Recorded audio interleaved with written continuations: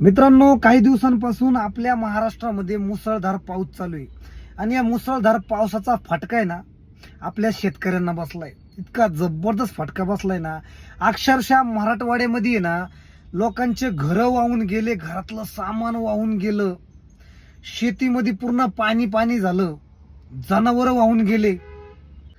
आणि अजित दादा म्हणतात ज्यांच्या घरामध्ये पाणी गेलं त्यांना 5,000 आणि 5 किलो तांदूळ आणि 5 किलो गहू मिळेल.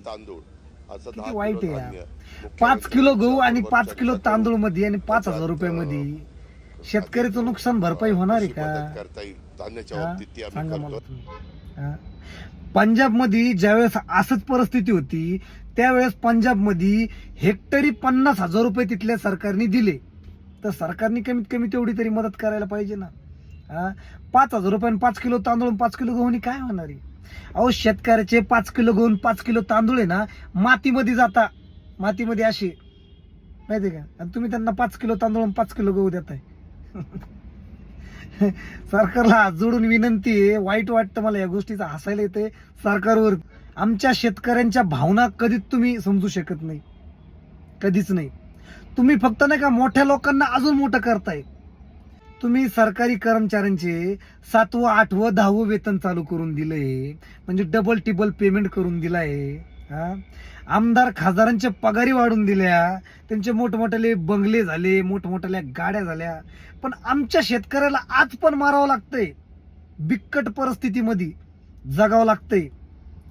आज ओला दुष्काळ एवढा झालाय महाराष्ट्रामध्ये, जो शेतकरी पूर्ण महाराष्ट्राला खाऊ घालतो, महाराष्ट्रालाच नाही तर पूर्ण देशाला पुरवतो, आज त्याला सुद्धा खायला काय राहिलं नाही.